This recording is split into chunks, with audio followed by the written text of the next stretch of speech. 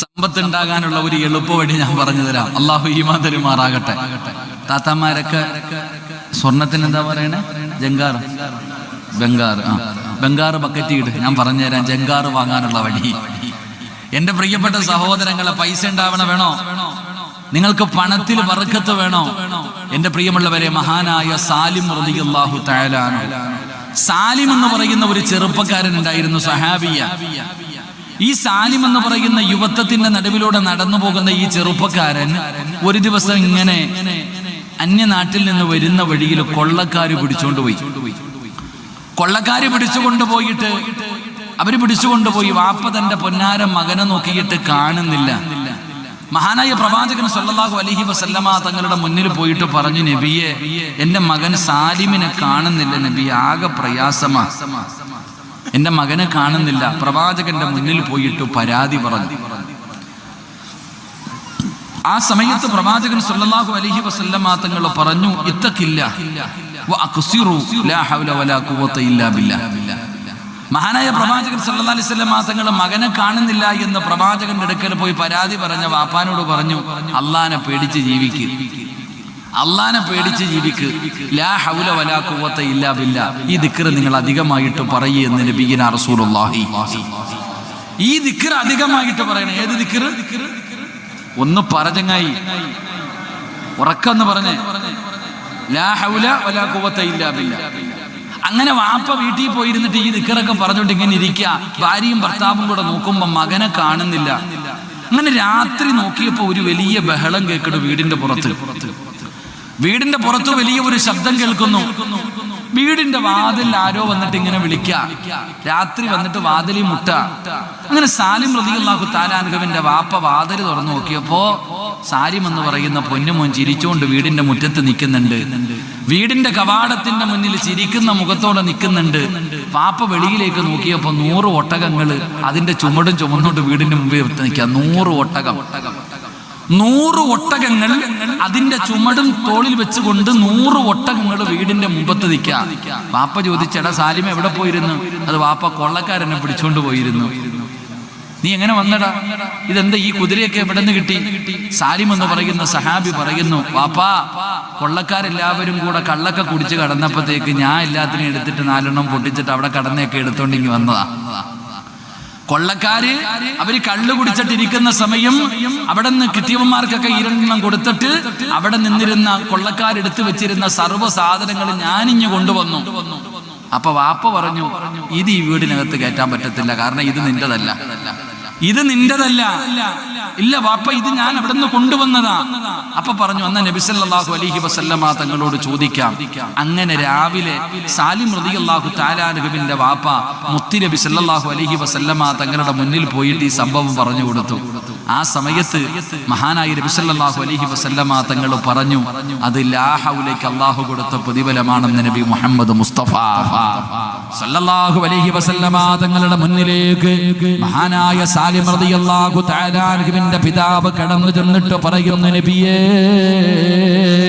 എന്റെ പൊന്നുമകനെ കൊള്ളക്കാരുടെ അടുക്കൽ നിന്ന് രക്ഷപ്പെട്ടു വരുമ്പോൾ അവിടെ നിന്ന് 100 ഒട്ടകവും അതിന് ചുമക്കാനുള്ള സമ്പത്തും അവിടെ നിന്ന് അവൻ കൊണ്ടുവന്നിരിക്കുകയാണ്.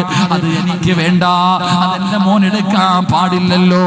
അല്ലാഹുവിന്റെ പ്രവാചകനോട് അവിടെ നിന്ന് പറയുമ്പോ റസൂലുള്ളാഹി തങ്ങൾ പറഞ്ഞു കൊടുത്ത മറുപടി എന്തെന്നറിയോ? അത് സാലിമിനുള്ളതാ, അത് സാലിമിനുള്ളതാ. എന്തിന്റെ പ്രതിഫലമെന്നറിയുമോ? ലാ ഹൗല വലാ ഖുവത ഇല്ലാ ബില്ലാഹ്. ദാരിദ്ര്യം കൊണ്ട് പ്രയാസപ്പെടുന്ന പെങ്ങള്, സാമ്പത്തികമായി തകർന്നു പോയ പെങ്ങള്, രക്ഷപ്പെടാനുള്ള വഴിയാ പൊന്നുമോള്. അല്ലാഹുവിന്റെ റസൂലല്ലേ പറഞ്ഞത്, 99 രോഗങ്ങൾക്കുള്ള മരുന്നാ, 99 രോഗങ്ങൾക്കുള്ള മരുന്നാ.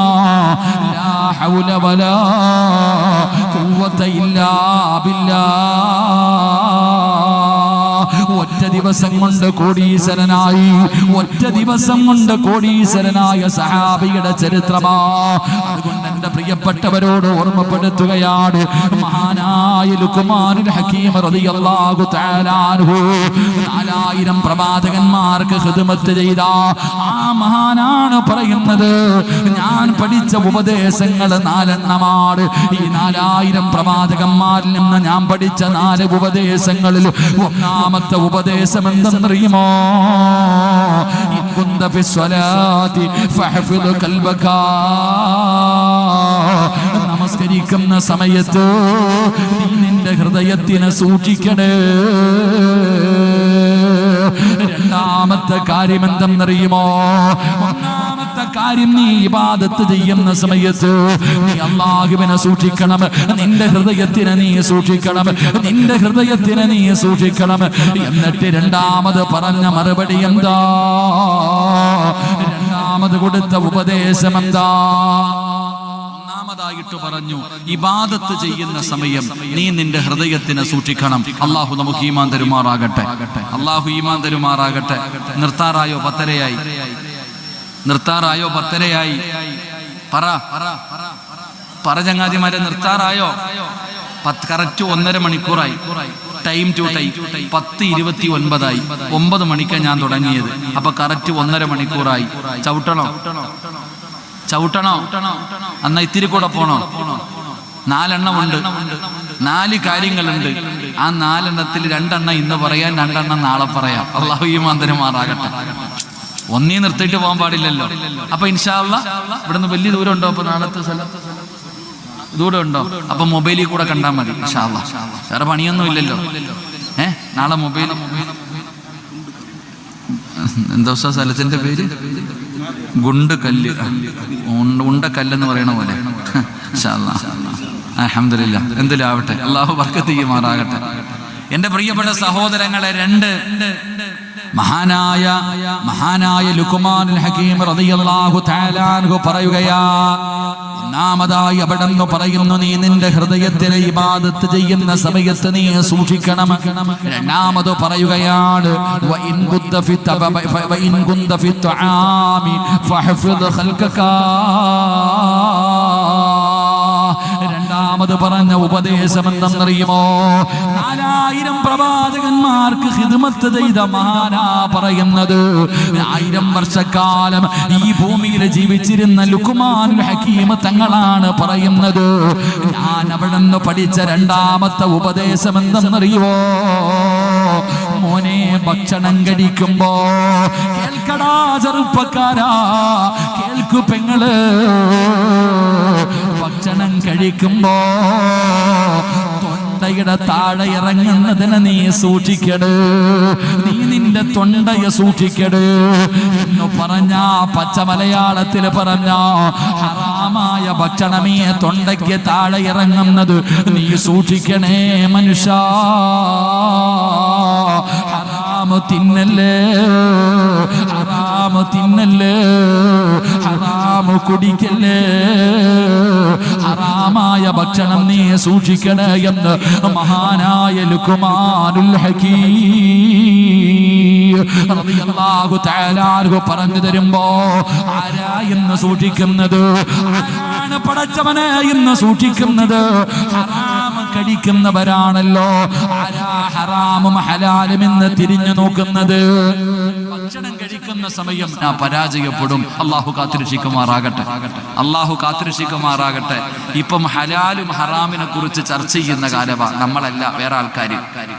ഇപ്പൊ ഹലാലും ഹറാമും, എന്റെ പൊന്നാരെ ചങ്ങാതിമാരെ, ഞാൻ പറയുന്നു, നിങ്ങളിൽ പലരും പലിശയുടെ ചോറ് തിന്നാത്തവരാ. ഞാൻ പറയുന്നു, നമ്മളിൽ അധികം പേരും പലിശ തിന്നാത്തവരാ.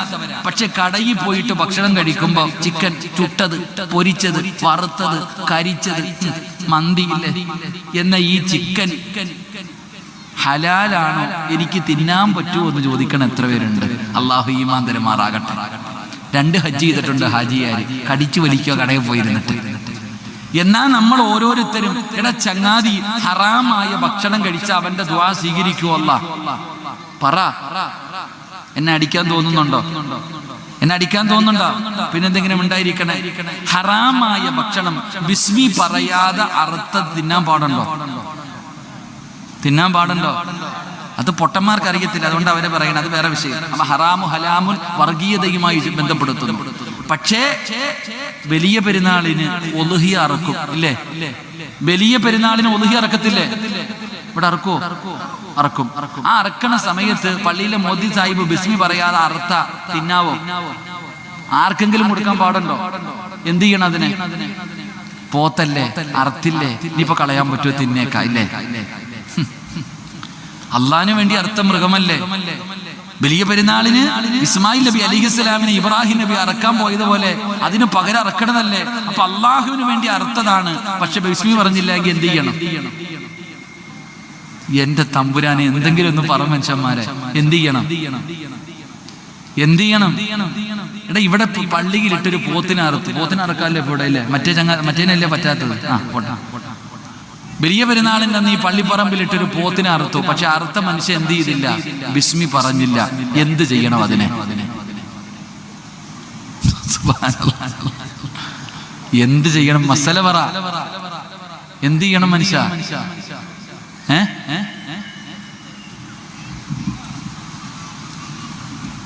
നിങ്ങൾ പറ, എന്ത് ചെയ്യണമെന്ന് പറ. ഞാൻ പറഞ്ഞാലേ വാതു പറയത്തുള്ളൂ. വല്ല കവറും കുഴിയിലിട്ട് മൂടണം. എന്ത് ചെയ്യണം? കൊണ്ട് കുഴിച്ചിടണം. ഒരൊറ്റ ഇൻസാന് കൊടുക്കാൻ പാടില്ല. ഇതാ പണ്ഡിതന്മാരിയ്ക്കണം, ചോദിച്ചു നോക്ക്. ഉസ്താദന്മാരോട് ചോദിച്ചു നോക്ക്. എന്ത് ചെയ്യണം? ഒരാൾക്കും കൊടുക്കാൻ പാടില്ല. അള്ളാഹുടെ പേര് പറഞ്ഞത് അറുത്തിട്ടില്ല, കുഴിച്ചിടണം. അള്ളാഹു നമുക്ക് ഈമാൻ തരുമാറാകട്ടെ. അള്ളാഹ് ഈമാൻ തരുമാറാകട്ടെ. നമ്മളോ?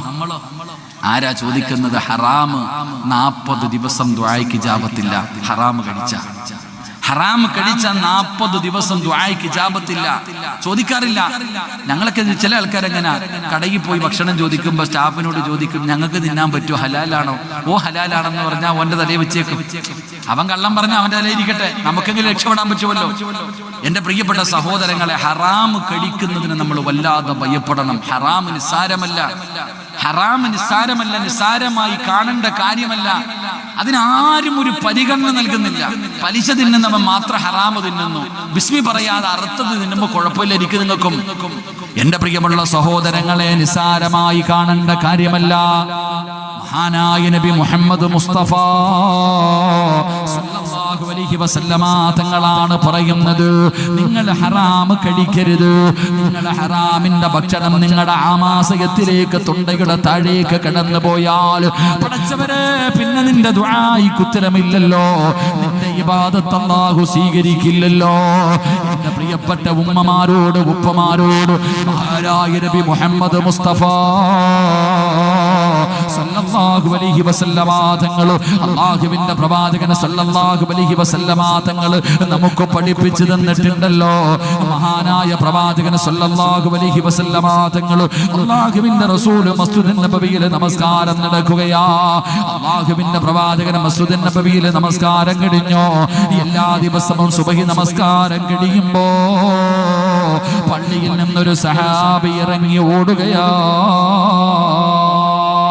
അല്ലാഹുവിന്റെ പ്രവാചകൻ സല്ലല്ലാഹു അലൈഹി വസല്ലമ തങ്ങൾ ഓരോ ദിവസവും കാണുകയാണ്. പള്ളിയിൽ നിന്ന് ഇറങ്ങി പോകുന്ന സ്വഹാബിയെ കാണുകയാണ്. അല്ലാഹുവിന്റെ റസൂൽ അവസാനം ഒരു ദിവസം പള്ളിയിൽ നിന്ന് ഇറങ്ങി പോകുമ്പോ റസൂൽ എന്ന് വിളിക്കുന്നു, അബൂ ദുജാന,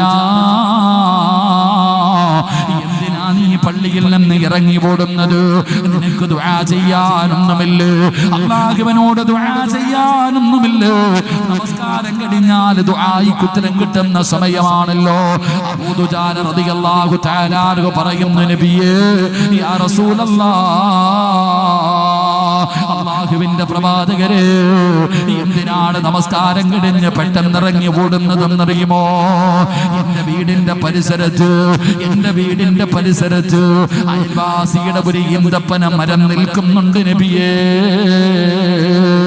ആ ഈന്തപ്പന മരത്തിന്റെ ഒരു ഭാഗം എന്റെ വീട്ടിലേക്ക് ചാഞ്ഞു നിൽക്കുകയാ, എന്റെ വീടിന്റെ മുന്നിലേക്ക് ചാഞ്ഞു നിൽക്കുകയാ.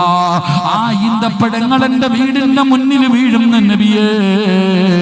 ഒരു ദിവസം ഞാൻ സുബഹി കഴിഞ്ഞിട്ട് പള്ളിയിലിരുന്ന് നിസ്കാരം കഴിഞ്ഞ് ഖുർആനും ദിക്റുമെല്ലാം ഓതിയിട്ട് ഞാൻ എന്റെ വീട്ടിലേക്ക് കടന്നു ചെന്നപ്പോ എന്റെ വീടിന്റെ അവസ്ഥ ഞങ്ങൾക്കറിയുമല്ലോ. ഞങ്ങൾ പാവപ്പെട്ടവരാണ്, കഴിക്കാൻ ഭക്ഷണമില്ലാത്തവരാണ്. എന്റെ പൊന്നാര മക്കള് വീടിന്റെ വെളിയിൽ കിടക്കുന്ന ഈത്തപ്പഴം അറിയാതെ എടുത്ത് കഴിച്ചു നബിയേ. എന്റെ മക്കൾക്ക് അറിയാതെ കഴിച്ചു പോയതാ, അത് ഹറാമാണല്ലോ. ഹറാമായ ഭക്ഷണം ഉള്ളിൽ ചെന്നാൽ പിന്നെ ദുആയിക്ക് ഉത്തരമില്ലല്ലോ, ഇബാദത്തുകൾ അല്ലാഹു സ്വീകരിക്കില്ലല്ലോ. അതുകൊണ്ട് യാ റസൂലല്ലാഹ്, എന്തിനാണ് സുബഹി നമസ്കാരം കഴിഞ്ഞ ഉടനെ ഞാൻ എഴുന്നേറ്റ് ഓടുന്നത് എന്തിനെന്നറിയുമോ? എന്റെ മക്കൾ ഉണരുന്നതിന് മുമ്പേ വീട്ടിൽ ചെല്ലാൻ, എന്റെ മക്കളെ ഉറക്കത്തിൽ നിന്ന് എഴുന്നേൽക്കുന്നതിന് മുമ്പ് എന്റെ വീട്ടിൽ ചെന്നിട്ട് വീടിന്റെ മുറ്റത്ത് കിടക്കുന്ന ഈത്തപ്പഴങ്ങൾ മുഴുവനും ഞാൻ അവിടെ നിന്ന് പറക്കിയെടുക്കുകയാണ്. എന്നിട്ട് അയൽവാസിയുടെ വീട്ടിൽ കൊണ്ടുകൊടുക്കും, അയൽവാസിയുടെ പറമ്പിലേക്ക് എടുത്തിടും. അല്ലാഹുവേ, എന്റെ മക്കൾ ഹറാമ് തിന്നാതിരിക്കാനാ, അതുകൊണ്ടാണ് ഓടുന്നതെന്ന് മഹാനായ അബൂ ദുജാന റളിയല്ലാഹു തആല അൻഹു പറയുമ്പോ, മക്കൾക്ക് ഹറാമ് കൊടുക്കുന്ന വാപ്പാ, പലിശയുടെ പൈസ കൊണ്ടുവന്ന ഭാര്യയ്ക്കും മക്കൾക്കും തിന്നാൻ കൊടുക്കുന്ന ഭർത്താവേ, പടച്ചവനെ നീ നിന്റെ ഗതിന്റെ അവസ്ഥയെ കുറിച്ചൊന്ന് ചിന്തിക്കാത്തതെന്ത്? പലിശയ്ക്ക് കച്ചവടം നടത്തുന്നവരുണ്ട്, ലോട്ടറി എടുത്ത് പെട്ടെന്ന് പണക്കാരാകുന്നവരുണ്ട്, ഹറാമായ വഴിയിലൂടെ പൈസ സമ്പാദിക്കുന്നവരുണ്ട്. എങ്കിൽ അബൂ ദുജാന എന്ന പാവപ്പെട്ട പട്ടിണി കിടക്കുന്ന ദരിദ്രനായ സ്വഹാബിയുണ്ടല്ലോ, തന്റെ അയൽവാസിയുടെ പറമ്പിൽ നിൽക്കുന്ന ഈത്തപ്പഴ മരത്തിൽ നിന്ന് തന്റെ വിറ്റിന്റെ മുറ്റത്തേക്ക് വീഴുന്ന ഈത്തപ്പഴം തന്റെ ചെറിയ മക്കൾ അറിയാതെ എടുത്ത് കഴിച്ചതിന്റെ പേരില് മക്കൾ ഉണരുന്നതിന് മുമ്പേ ചെന്ന് പറക്കിയിട്ട് അതാ അയൽവാസിയുടെ പറമ്പിലേക്ക് കൊണ്ടിട്ട് കൊടുക്കുകയാണ്. അതിനാണ് പോകുന്നതെന്ന് പ്രവാചകനോട് പറയുമ്പോ അല്ലാഹുവിന്റെ റസൂൽ വിളിക്കുന്ന സ്വഹാബാ, അബൂ ദുജാനയുടെ അയൽവാസിയാരാ, ഒന്ന് വിളിച്ചു കൊണ്ടുവരുവോ? അല്ലാഹുവിന്റെ പ്രവാചകൻ അവിടുന്ന് സ്വഹാബികളോട് പറയുമ്പോ ലോകത്തിന്റെ നേതാവിന്റെ മുന്നിലേക്ക് കൊണ്ടുവരികയാണ്, അല്ലാഹുവിന്റെ പ്രവാചകന്റെ മുന്നിലേക്ക് കൊണ്ടുവരികയാണ്. റസൂലുള്ളാഹി ചോദിക്കുകയാ, മനുഷ്യ, അബൂ ദുജാനയുടെ വീടിന്റെ സൈഡിൽ നിൽക്കുന്ന ഈത്തപ്പഴ മരമുണ്ടല്ലോ, അത് അബൂ ദുജാനയ്ക്ക് കൊടുക്കുവോ? സ്വർഗത്തില് 10 മരം ഞാൻ തരാ. അല്ലാഹുവിന്റെ റസൂൽ അവിടെന്ന് പറയുകയാണ്, ആ ഒരു ഈത്തപ്പഴ മരം എനിക്ക് നൽകിയാൽ സ്വർഗത്തിൽ ഞാൻ നിനക്ക് 10 ഈത്തപ്പഴ മരം ഞാൻ വാങ്ങിത്തരാ. സുബ്ഹാനല്ലാഹ്, അവനൊരു മുനാഫിക്കാ. അബൂ ദുജാനയുടെ അയൽവാസി ഒരു മുനാഫിക്കായിരുന്നു. അവൻ പറഞ്ഞ മറുപടി എന്തെന്നറിയോ? നബിയേ, ഈത്തപ്പഴം മരം വിൽക്കാൻ ഞാൻ തയ്യാറാ, ഈത്തപ്പഴം മരം വിൽക്കാൻ ഞാൻ തയ്യാറാ, പക്ഷേ സ്വർഗത്തിൽ എനിക്ക് 10 മരം കിട്ടിയിട്ട് കാര്യമില്ല, എനിക്കിവിടെ തന്നെ വേണം. എനിക്ക് സ്വർഗത്തിൽ 10 മരം കിട്ടിയിട്ട് കാര്യമില്ല, രൊക്കം എനിക്ക് വേണം. ഇവിടെ 10 മരം നൽകിയാ ഞാൻ ആ ഒരു മരം നൽകാ. അല്ലാഹുവേ, സ്വഹാബികൾ മുഴുവനും അത്ഭുതപ്പെട്ടു പോവുകയാണ്. അല്ലാഹുവിന്റെ റസൂലിന്റെ മുന്നിൽ അവൻ പറയുമ്പോ മഹാനായ സയ്യിദുനാ അബൂബക്കർ സിദ്ദീഖ് റളിയല്ലാഹു തആല അൻഹു അല്ലാഹുവിന്റെ റസൂലിനോട് ചോദിക്കുന്നു, നബിയേ, യാ റസൂലല്ലാഹ്, അല്ലാഹുവിന്റെ പ്രവാചകരെ, എനിക്ക് തരുവോ നബിയേ? ആ സ്വർഗത്തിലെ 10 മരം ഈ പാവപ്പെട്ട അബൂബക്കറിന് തരുമോ? ഇവന് കൊടുക്കാനുള്ളത് ഞാൻ കൊടുക്കാ, യാ റസൂലല്ലാഹ്. അല്ലാഹുവിന്റെ റസൂൽ അവിടുന്ന് പുഞ്ചിരിക്കുമ്പോ അബൂ ദുജാനയുടെ അയൽവാസിയായ മുനാഫിക്കായ മനുഷ്യന്റെ കയ്യിൽ പിടിച്ചിട്ട് മഹാനായ അബൂബക്കർ സിദ്ദീഖ്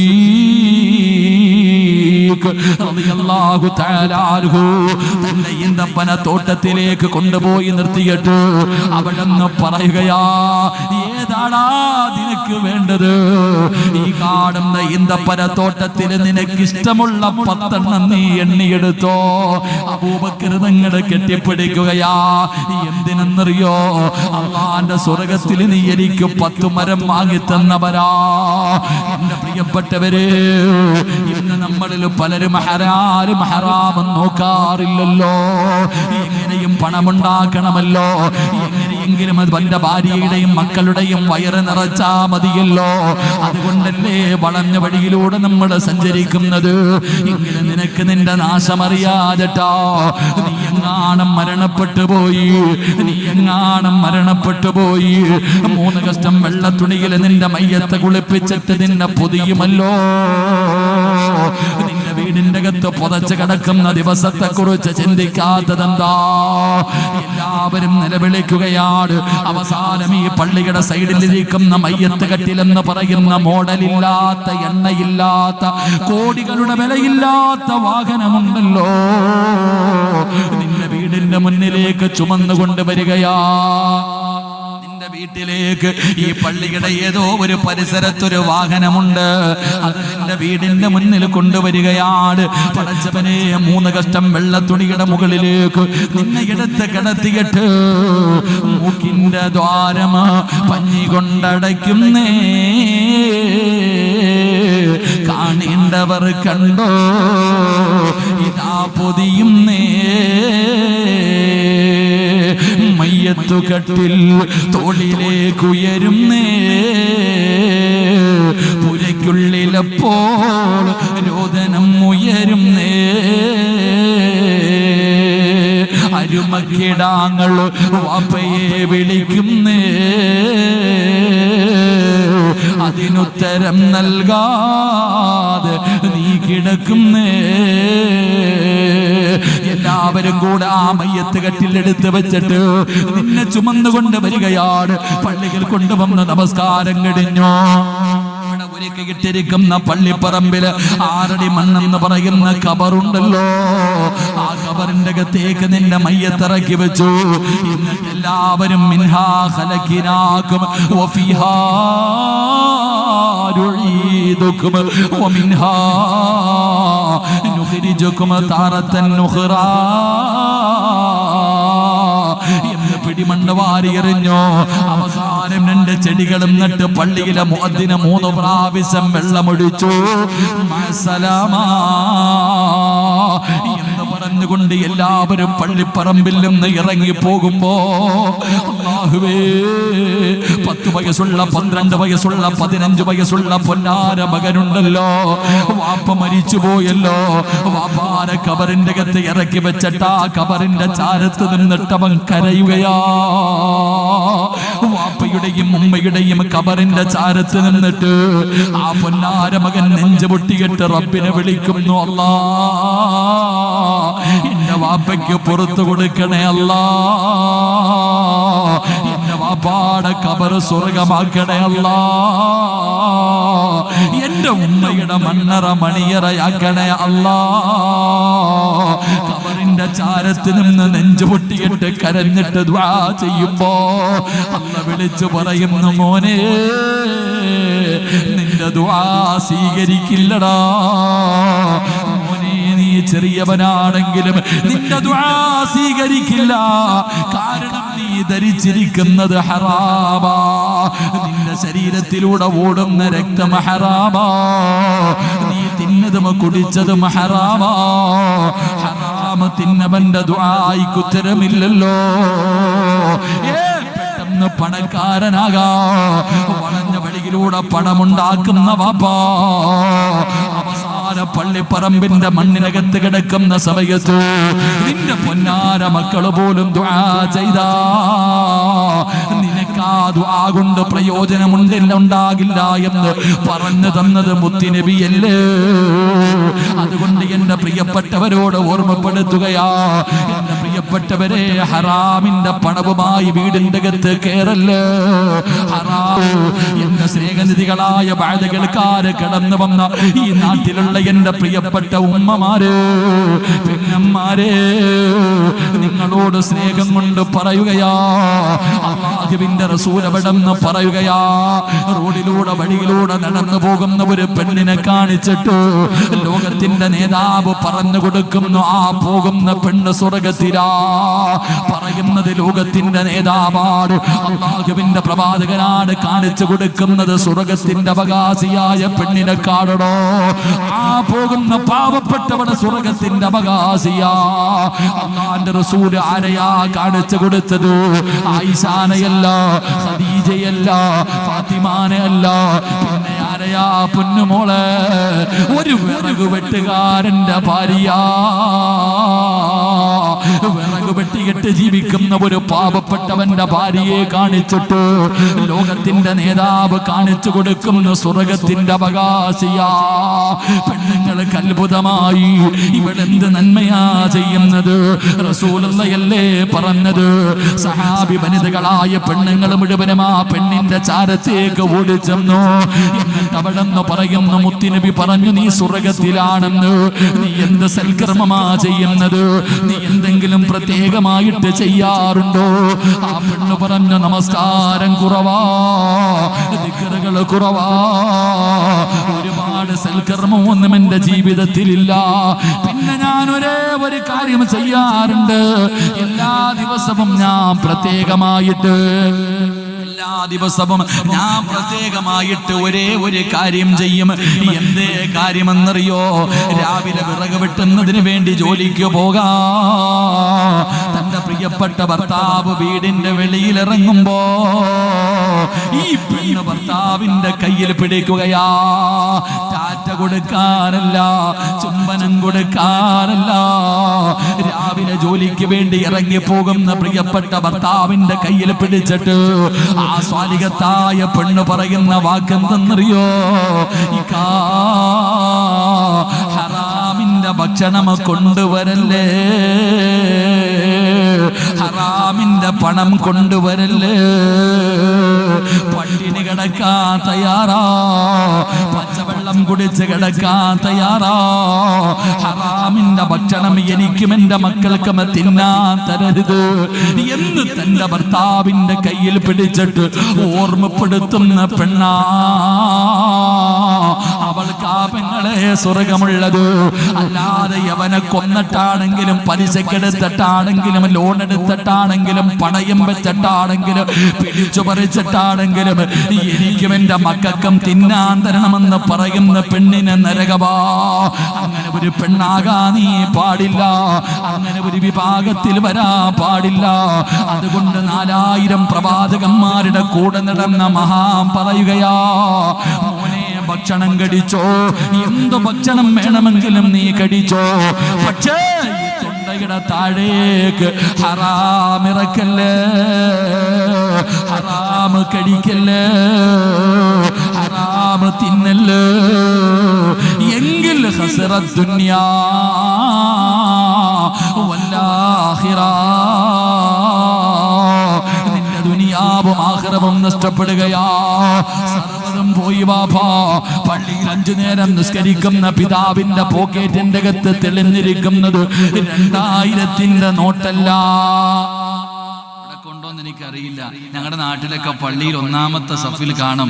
1-ാമത്തെ സഫിൽ നമസ്കാരം കഴിഞ്ഞിട്ട് ഇമാമ് തിരിഞ്ഞിരുന്നിട്ട് ഇങ്ങനെ ദുആ ചെയ്യുമ്പോ കാണാം ലോട്ടറി ഇങ്ങനെ തെളിഞ്ഞിരിക്കുക പോക്കറ്റിൽ. അള്ളാഹു ഈമാൻ തരുമാറാകട്ടെ. ഇവിടെ ഉണ്ടോ പാസാൻ? അള്ളാഹു കാത്തുരക്ഷിക്കട്ടെ. വേറെ എന്തെങ്കിലും കാണോ? അതില്ലെങ്കിൽ വേറെ ലോട്ടറി ഇല്ല. കാട്ടി അടച്ചനെ. ഞങ്ങളുടെ നാട്ടിലൊക്കെ കോടിയാ. എത്ര ഓണബമ്പർ എത്ര ആയിരുന്നു ഷാരിയ? കോടി, 1 കോടി രൂപ.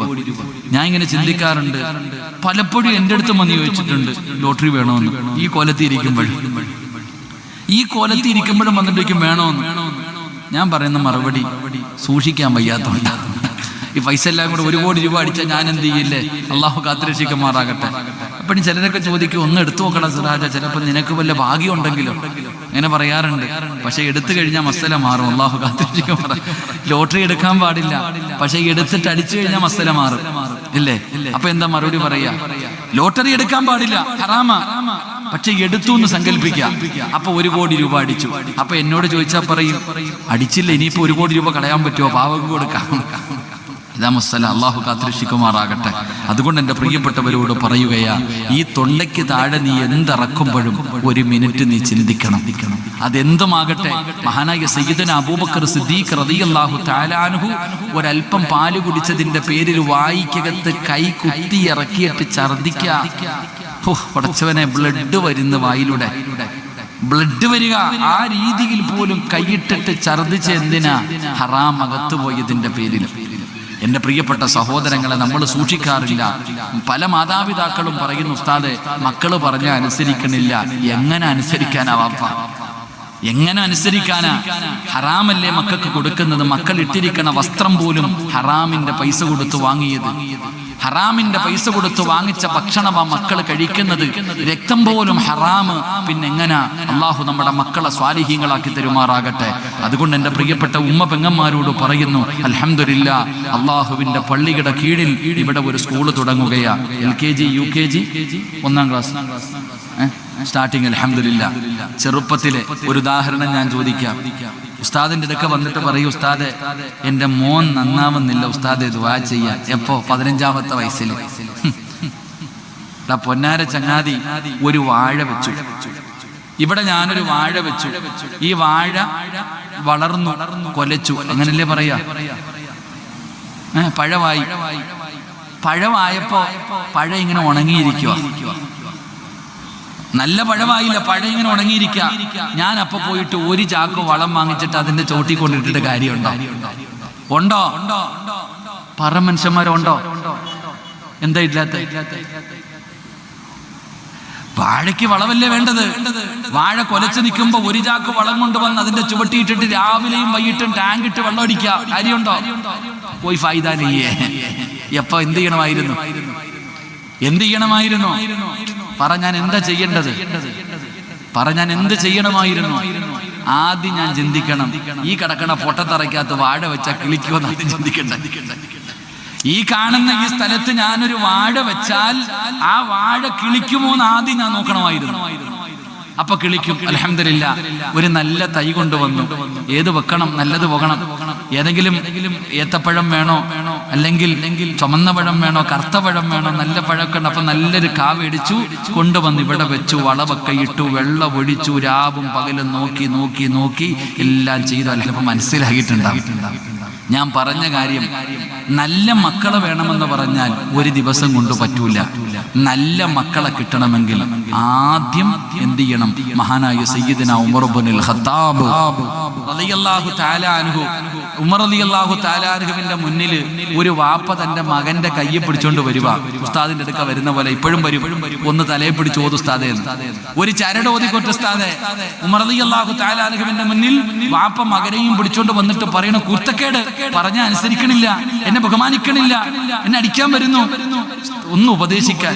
ഉമർ റളിയല്ലാഹു തആല അൻഹു വിളിച്ചിരുത്തിയിട്ട് പറഞ്ഞടാ പൊന്നാര ചങ്ങാതി, ഈ ചങ്ങാതിയുടെ ഈ നിന്റെ ഉമ്മാടെ കാൽച്ചുവട്ടില സ്വർഗം കിടക്കണേ, ഈ ചങ്ങാതി സ്വർഗത്തിന്റെ കവാടവ, ഇവരുടെ പൊരുത്തുണ്ടെങ്കിൽ നിനക്ക് രക്ഷപ്പെടാൻ പറ്റൂ, എല്ലാം പറഞ്ഞു കൊടുത്തു. ഈ കുട്ടി ഇങ്ങനെ നിന്ന് കേട്ടു.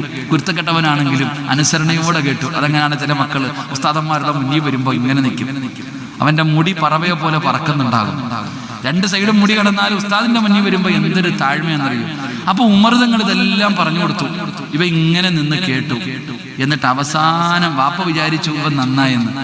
അവസാനം ഈ പയ്യൻ ഉമർ തങ്ങളോട് ചോദിച്ചു, ഇത്രയും നേരം പറഞ്ഞത് എനിക്ക് എൻ്റെ മാതാപിതാക്കളോടുള്ള കടമയെ കുറിച്ചാ, എന്നാ തിരിച്ചൊന്ന് ചോദിക്കട്ടെ, അല്ലെ വെടിയിട്ടതുപോലെ ആയിപ്പോയി. ഈ പയ്യന്റെ ചോദ്യം കേട്ടിട്ട് ഉമർ തങ്ങൾ തന്നെ ഞെട്ടിയിട്ടുണ്ടാവും. തിരിച്ചങ്ങട്ടി ചോദിച്ചു. ഇപ്പൊ ഞാൻ ഇന്നൊരു വീട്ടിൽ ഈ അടുത്തൊരു സഹോദരൻ പറഞ്ഞതാ, ഒരു ചെറിയ മകൻ പറഞ്ഞു ഉമ്മാടെ കാൽച്ചുപട്ടിലാ സ്വർഗം കിടക്കുന്നത്. അപ്പൊ അവൻ ചോദിക്കുക, വാപ്പാടെ കാലിന്റെ ഊട്ടി ജഹന്നമാണ് കിടക്കണേന്ന്. അള്ളാഹു കാത്തിരിച്ചു. ഓൻ ചോദിച്ചതാ. അള്ളാഹുവിനെ സാലിഹാക്കി കൊടുക്കുമാറാകട്ടെ. തമാശക്കാണെങ്കിൽ ഞാൻ ഇന്ന് ആ പയ്യനെ കണ്ടിട്ടാ വരട്ടെ. ഞാൻ ചോദിക്കുന്നത്, അങ്ങനെ ചോദിക്കുന്നവരുണ്ട്.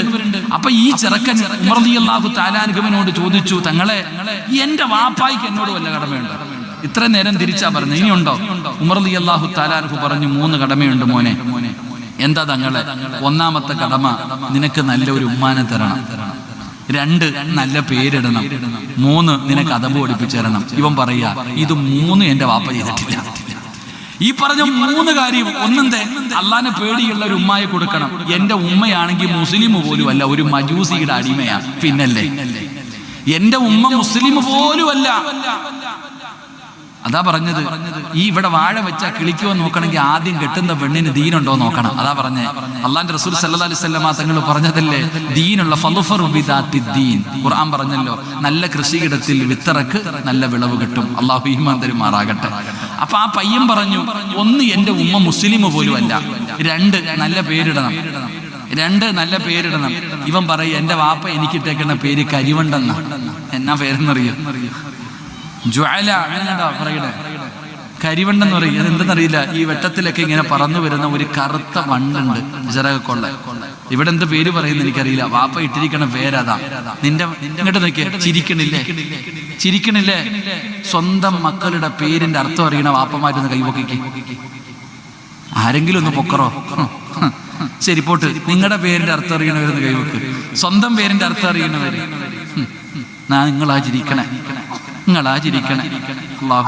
അള്ളാഹു ഈമാൻ തരുമാറാകട്ടെ. ഇതാണ് അവസ്ഥ. മക്കൾക്ക് പേരിടുമ്പോ ഫേസ്ബുക്കിൽ നോക്കും. പലരും ചോദിക്കാറുണ്ട്, ഉസ്താദ് ഇതിന്റെ അർത്ഥം എന്താ?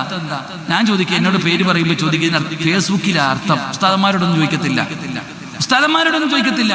പേരിങ്ങനെ സെലക്ട് ചെയ്ത് വെക്കും, വെറൈറ്റി പേരുകൾ. പണ്ടൊരുത്ത എന്നോട് പറഞ്ഞു, ഉസ്താദ് എന്റെ മകൾക്ക് വെറൈറ്റി പേരാ. അല്ലാ, അതെന്ത് പേരാ അപ്പൊ വെറൈറ്റി പേര്? എനിക്ക് അത്ഭുതം തോന്നിയിട്ടുണ്ട്. അവൻ പറയാം, അങ്ങനെ ഒരു പേര് ഇന്ന് വരെ കേട്ടിട്ടില്ലെന്ന്. അപ്പൊ എനിക്കൊന്ന് കേൾക്കാൻ തോന്നി, വല്ല അസറായിലെന്നോ വല്ല മീക്കായിലെന്നൊക്കെ ആണെങ്കിലോ. അപ്പൊ ഞാൻ ചോദിച്ചു, പേരെന്താണ്? അപ്പൊ പറയാ, ഫാത്തിമ നിഫാസ്. ഞാൻ പറഞ്ഞു, നല്ല പേരാണ്.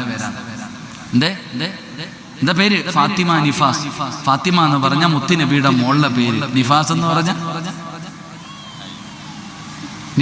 പറഞ്ഞ പ്രസവ രക്തം, പ്രസവിച്ചിട്ട് വരുന്ന രക്തം ഉണ്ടല്ലോ.